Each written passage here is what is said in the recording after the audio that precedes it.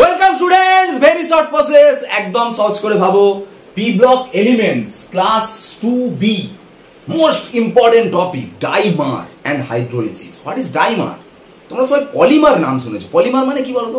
Polymer মানে মোটামুটি তোমাদের এইটা আইডিয়া আছে যে অনেক মলিকিউলস জুড়ে যাবে। ডাইমার মানে দুটো মলিকিউলস জুড়ে যাওয়া। হাইড্রোলিসিস মানে রিঅ্যাকশন উইথ ওয়াটার, জলের সঙ্গে বিক্রিয়া। দেখো একটু আলোচনা করি।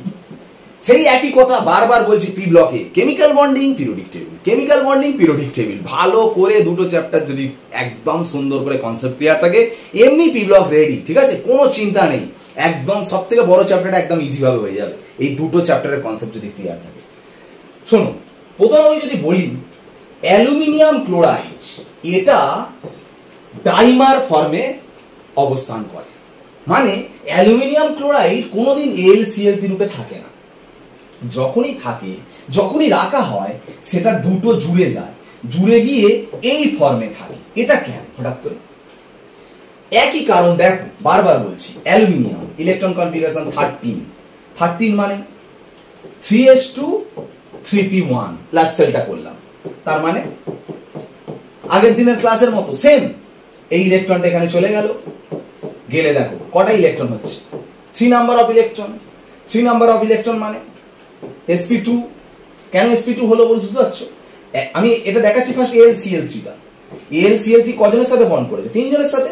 Cl এর তো আনপেয়ার্ড ইলেকট্রন 1, তাহলে 3টে Cl মানে 3টে আনপেয়ার্ড ইলেকট্রন। 3টে আনপেয়ার্ড ইলেকট্রন মানে অ্যালুমিনিয়ামের সঙ্গে 3টে আনপেয়ার্ড ইলেকট্রন বন্ড করছে। কেমিক্যাল বন্ডিং এটা বলা আছে, তার মানে 3টে বন্ড করবে বলে 3টে আনপেয়ার্ড ইলেকট্রন তৈরি করলো। ঠিক আছে, করে বন্ডটা তৈরি করছে। ভালো করে দেখো, এই যে অ্যালুমিনিয়াম Cl এর সঙ্গে 3টে বন্ড ফর্মেশন করেছে। কিন্তু ভালো করে ভাবো, তাহলে এক একটা বন্ডে কটা করে ইলেকট্রন? দুটো দুটো দুটো দুটো। তাহলে অ্যালুমিনিয়াম ক্লোরাইডের চারপাশে মোট কটা ইলেকট্রন? 6টা। মানে অক্টেট ফিল আপ হয়নি, অষ্টপূর্তি হয়নি, 8টার কম হচ্ছে। তা 8টার কম হয় বলে অ্যালুমিনিয়াম ক্লোরাইড কি করে দেখো, একটা পাত্রের মধ্যে তুমি অ্যালুমিনিয়াম ক্লোরাইড রেখেছো মানে সেখানে কি একটা থাকে? কয়েক হাজার মলিকিউলস থাকে। ঠিক আছে, তো তুমি একটা কন্টেনারের মধ্যে অ্যালুমিনিয়াম ক্লোরাইড রেখেছো মানে কয়েক হাজার মলিকিউলস আছে। এরকম অ্যালুমিনিয়াম ক্লোরাইড ভর্তি ভর্তি আছে, কয়েক হাজার মলিকিউলস, কোটি কোটি মলিকিউলস সব এরকম ভাবে আছে। ঠিক আছে, এখন দেখো প্রত্যেকটা অ্যালুমিনিয়ামের খিদে রয়েছে। যেহেতু লাস্ট সেলে 6টা ইলেকট্রন, 8টা হয়নি, স্টেবিলিটি পায়নি, সেই জন্য কি হয় শোনো। কি হয় বলতে, এই যে Cl এর জানো লোন পেয়ার থাকে, লোন পেয়ার থাকে তো 3টে লোন পেয়ার থাকে Cl এর। কি করে এই Cl এর লোন পেয়ারটা একে ডোনেট করে, মানে কোঅর্ডিনেট বন্ড করে, অসমজী বন্ধন করে, করে তাহলে এর অক্টেট ফিল আপ করে। আর এই Cl লোন পেয়ারটার যে 3টে লোন পেয়ার আছে সেইটা আবার একে দেয়। ভালো করে দেখো, তার মানে এর লোন পেয়ারটা একে দিচ্ছে আর এই লোন পেয়ারটা একে দিচ্ছে। এখানেও সেম হচ্ছে, দেখো এই দুটোর মধ্যে তার মানে বন্ডিং হচ্ছে, আবার এই দুটো বন্ডিং হচ্ছে। দেখো এর লোন পেয়ারটা একে দিচ্ছে, এর লোন পেয়ারটা একে দিচ্ছে। তার মানে প্রত্যেকটা মলিকিউলসে কি হচ্ছে, দুটো দুটো করে সব জুড়ে যাচ্ছে। মানে একটা অ্যালুমিনিয়াম ক্লোরাইডের সাথে আরেকটা অ্যালুমিনিয়াম ক্লোরাইড জুড়ে যাচ্ছে। আমি যদি দেখাই, দেখে নাও, আমি যদি কোঅর্ডিনেট বন্ডটা দেখাই, প্রত্যেকটা অ্যালুমিনিয়াম ক্লোরাইড দেখো AlCl3 এরকম আছে, তো তার পাশে যখন আরেকটা AlCl3 এরকম আসে, এর সাথে এর বন্ড হয়ে যায়। সরি এটা আমি দেখাচ্ছি, এক মিনিট। এই AlCl3 আর AlCl3, ঠিক আছে, দেখো এর সাথে এর বন্ড হচ্ছে আর এর সাথে এর বন্ড হচ্ছে। দেখো দুটো মলিকিউলস জুড়ে যাচ্ছে। কেউ এটা বলবে AlCl3, কারণ দুটো দুটো করে জুড়ে যাচ্ছে মানে Al2Cl6 ফর্মে অবস্থান করছে। আচ্ছা এরকম কেন ভ্যারাইটিস বলছি বারবার? সব যেন মনে হচ্ছে কি মুখস্থ বিদ্যার পড়া, না তা নয়। কেমিক্যাল বন্ডিং, পিরিয়ডিক টেবিল একদম মারাত্মক কনসেপ্ট। সেই কনসেপ্টকে কাজে লাগিয়ে কত রকম ক্যারেক্টারিস্টিক্স এর মধ্যে চেঞ্জ হচ্ছে, টেকনিক্যালি জিনিসগুলো কিন্তু শিখতে হবে। তুমি বলবে স্যার আপনি কি বলছেন, কি ভুলভাল কথা বোঝাচ্ছেন আমাদের। যে আগের দিন পড়ালেন বোরন BF3, তাহলে BF3 তে তো তাহলে এরকম করতে পারতো। তো এই BF3 যখন একটা কন্টেনারের মধ্যে রাখা হয়, তাহলে সেও তো তার মানে এই ফ্লুরিনের লোন পেয়ার মানে একে দিতে পারতো আর একে দিতে পারতো, তো দুটো জন তো জুড়ে যেতে পারতো। কিন্তু আপনি সেখানে ওটা না দেখিয়ে আপনি কি বললেন, না BF3 তে এর খিদেটা পূরণ করার জন্য কি করে, না এর লোন পেয়ারটাই একে দেয়, দিয়ে এখানে একটা বন্ড ফর্মেশন হচ্ছে। তাহলে BF3 তে হঠাৎ করে ইলেকট্রন খিদে মেটানোর জন্য একজনের সাথে আরেকজন জুড়ছে না, নিজেদের মধ্যেই বন্ড হচ্ছে। আর AlCl দিতে আবার দুজন করে জুড়ে যাচ্ছে। আবার কেমিস্ট্রি কি ধরনের পড়া এ তুমি বলতে পারো? এরও কারণ রয়েছে। দেখো একটা কথা বলি, অ্যালুমিনিয়াম বোরন, দেখো বোরন দেখো উপরে আছে, এর সাইজটা ছোট, অ্যালুমিনিয়াম সাইজটা কি বড়। একটা ছোট সাইজের অ্যাটম, তার চারপাশে যখন না 3জন বসে, এই যে 3টে ফ্লুরিন বসুক বা Cl বসুক, তখন এইটা ধরো BF3 বা BCl3, আমি ভালো করে এই পেজে একদম ফ্রেশ পেজে দেখাচ্ছি, দেখো ভালো করে শোনো। ধরো এটা বোরন, মন দিয়ে শুনবে, আর এটা অ্যালুমিনিয়াম, দুটোর মধ্যে ডিফারেন্স শুন। বোরনের চারপাশে যখন তিনটে হ্যালোজেন বসে, ভালো করে দেখো, দেখাচ্ছি আমি, দেখো এই তিনটে হ্যালোজেন বসেছে, আর অ্যালুমিনিয়ামের চারপাশে তিনটে হ্যালোজেন বসেছে, দেখো দেখাচ্ছি, ঠিক।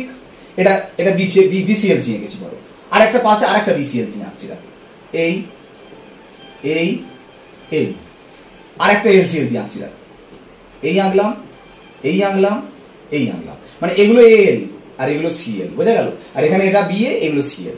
ভালো করে দেখো, এর অক্টেট ফিল আপ হয়নি বলে এই Clটা একে যে অ্যাটাকটা করছে, চান্সটা পাচ্ছে তো, মাঝখানে গ্যাপ আছে, দেখো দুটো Cl এর মাঝখানে দেখো গ্যাপ আছে, কিন্তু এর ধরো অক্টেট ফিল আপ হয়নি বলে দেখো এ যে এখানে অ্যাটাকটা করবে, যাবে কোথা দিয়ে বলো? বোরনের এমন সাইজ ছোট, তার চারপাশে Cl এমন ঘিরে থাকে, দেখো একটা স্টেরিক ইনডেন্স কাজ করছে, ধাক্কা থাকে, ওর মধ্যে ঢুকতে পারছে না, সেই জন্য চেষ্টা করলেও কিন্তু আরেকটা মলিকিউলসের সাথে ঢুকতে পারছে না। সেই জন্য বোরনের ক্ষেত্রে আরেকটা মলিকিউলস কিন্তু ঢুকতে পারছে না বলে ও নিজের সাথে বন্ডটা করে ইলেকট্রনের খিদে মেটায়, কিন্তু অ্যালুমিনিয়াম ক্লোরাইডে কিন্তু নিজের সাথে হয় না, আরেকটার সাথে আরেকটা জুড়ছে, বুঝা গেল? এইটাই টেকনিক্যাল। তুমি কোঅর্ডিনেট বন্ডও কেমিক্যাল বন্ড নিয়ে পড়েছো, অক্টেট ফিলাপও কেমিক্যাল বন্ড নিয়ে পড়েছো, তাহলে পি ব্লকটা কেন পড়তে চাইছো? পি ব্লকে এখানে যে দুরকম ব্যাপার আছে, এর সাইজটা ছোট, এর সাইজটা বড়, তার জন্য যে ক্যারেক্টারিস্টিক চেঞ্জ হচ্ছে, এই টেকনিক্যাল ব্যাপারটাই শুধু এখানে শিখতে হচ্ছে, ওই জন্যই আলাদা করে চ্যাপ্টারের নাম হয়ে যাচ্ছে, বুঝতে পারলে? তো এখন আমরা আরেকটা জিনিস শিখবো, দেখো হাইড্রোলিসিস। হাইড্রোলিসিস মানে রিঅ্যাকশন উইথ ওয়াটার, জলের সঙ্গে বিক্রিয়া। দেখো একটা কথা বলি, আমি যদি তোমাকে বলি BCl3 আর যদি বলি CCl4, কে ওয়াটারের সঙ্গে রিঅ্যাকশন করবে? দেখো ওয়াটার মানে H2O, H2O মানে জানো তো ওয়ের মাথায় লোন পেয়ার থাকে, ওয়াটারের সঙ্গে রিঅ্যাকশন মানে এই ওয়ের লোন পেয়ারটা গ্রহণ করা, অ্যাকসেপ্ট করা। তাহলে আমি ওয়াটার যদি দুটোতেই দিই, কে ওয়াটারের ওয়ের লোন পেয়ার অ্যাকসেপ্ট করবে জানো? এ অ্যাকসেপ্ট করবে, করবে না। কেন না? এর অক্টেট ফিল আপ হয়নি, দেখো এর 6টা ইলেকট্রন, এর দেখো 8টা, 2 4 6 8, এর অক্টেট ফিল আপ হয়নি বলে এর ইলেকট্রনের খিদে রয়েছে, ওই জন্য এতে যদি জল দাও তাহলে জলের ওয়েল লোন পেয়ারটাই অ্যাকসেপ্ট করবে, মানে জলের সঙ্গে তার মানে একটা রিঅ্যাকশন হবে, মানে ওই জন্য জলে হাইড্রোলিসিস BCl3 হয়, CCl4 এর হয় না। আবার যদি আরেকটা বলা যায় CCl4 আর SiCl4, দেখো CCl4 আর বললাম SiCl4, ঠিক আছে? এই দুটো কম্পাউন্ডের কথা ভাবো, এই দুটো কম্পাউন্ডের ক্ষেত্রে যদি বলা যায়, ভালো করে একটা জিনিস তোমাদের শিখতে হবে। দেখো ধরো এইটা কার্বন, দেখো ইলেকট্রন কনফিগারেশন দেখো, লাস্ট সেলে 2s2p, 2s2p মানে 2d তো হয় না, তার মানে লাস্ট সেলে কোনো ভ্যাকেন্ট ডি অরবিটাল নেই। কিন্তু দেখো সিলিকন 3s3p, 3s3p মানে কি হবে? 3d0, মানে ভ্যাকেন্ট ডি অরবিটাল আছে। তার মানে দেখো কার্বনের দেখো এখানেও 2 4 6 8টা ইলেকট্রন, এখানেও 8টা, তাহলে দুজনে কি ইলেকট্রন নেবে না? না, এই কার্বনের দেখো ইলেকট্রন কনফিগারেশন 2s2p, তার মানে 2d নেই, এর ভ্যাকেন্ট d নেই। কিন্তু সিলিকনের কিন্তু 3s3p মানে 3d ভ্যাকেন্ট আছে, তার মানে সিলিকনের কিন্তু ভ্যাকেন্ট d অরবিটাল আছে লাস্ট সেলে। যাদের ভ্যাকেন্ট d অরবিটাল থাকে তারাও কিন্তু ইলেকট্রন অ্যাকসেপ্ট করতে পারে, তারাও লুইস অ্যাসিড, তারাও জলের লোন পেয়ার গ্রহণ করতে পারে, মানে হাইড্রোলিসিস হবে। তার মানে তুমি যদি এখানে ওয়াটার দাও, এখানে যদি ওয়াটার দাও, এর লোন পেয়ার একে কিন্তু অ্যাটাক করবে না, কিন্তু এখানে ওই লোন পেয়ার কিন্তু একে অ্যাটাক করবে, কারণ ভ্যাকেন্ট ডি অরবিটাল আছে বলে এই ইলেকট্রন চায়, ইলেকট্রনের খিদে আছে, তাই লোন পেয়ার একে দেবে, ওই জন্য জলের সঙ্গে রিঅ্যাকশন হবে, মানে SiCl4 is hydrolysed but CCl4 is not. বোঝা গেল ব্যাপারটা? তাহলে এই যে ব্যাপারটা তোমাকে বুঝতে হবে, ঠিক আছে? তো লাস্ট একটা পয়েন্ট তোমাদের বলবো, দেখো এমন একটা কোয়েশ্চেন দিলাম তোমাকে, দেখো বললাম যে SiF6 এটার এক্সিস্টেন্স রয়েছে, মানে অস্তিত্ব আছে, কিন্তু CF6 এর কোনো এক্সিস্টেন্স নেই। আচ্ছা আমি একটা কথা বলি, সিলিকন নিশ্চয়ই লাস্ট সেলে 4টে আনপেয়ার্ড ইলেকট্রন হয় বলে 4টে বন্ড করতে পারবে, 4টে বন্ড এও করে, এও কার্বন 4টে বন্ড করে, খুব ভালো কথা।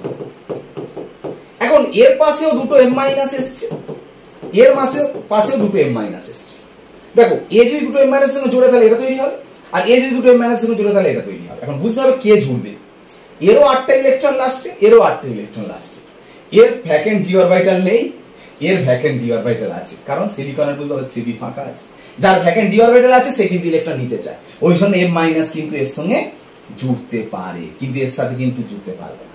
তার মানে সিলিকনের ভ্যাকেন্ট ডি অরবিটাল থাকার জন্য এর কোঅর্ডিনেশন নাম্বার 6 পর্যন্ত বাড়াতে পারে, ওই জন্য F6 পর্যন্ত হয়েছে। কিন্তু কার্বনের ভ্যাকেন্ট ডি অরবিটাল না থাকার জন্য এর কোঅর্ডিনেশন নাম্বার 4 এর বেশি হয় না, ওই জন্য 6 পর্যন্ত বাড়াতে পারবে না, ওই জন্য এটা এক্সিস্টেন্স নেই, এটার এক্সিস্টেন্স আছে। বোঝা গেল?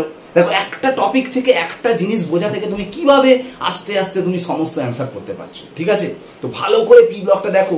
পি ব্লক হচ্ছে সব থেকে বেশি স্কোরিং আর সব থেকে বেশি মার্কস আছে এটাই। ঠিক আছে, ভালো করে ফলো করো। আমি প্রত্যেক দিন প্রত্যেকটা ক্লাস একদম একদম ইন্টারেস্টিং এবং ইম্পর্টেন্ট টপিক নিয়ে শুধু আলোচনা করবো, কোশ্চেন অ্যান্সার সহ। ভালো করে চ্যানেলে ফোকাস রাখো, অবশ্যই সাবস্ক্রাইব করো চ্যানেলটাকে। সামনের দিন আবার ক্লাসে চোখ রাখো। আজ ক্লাস এখানে শেষ করলাম, বাই।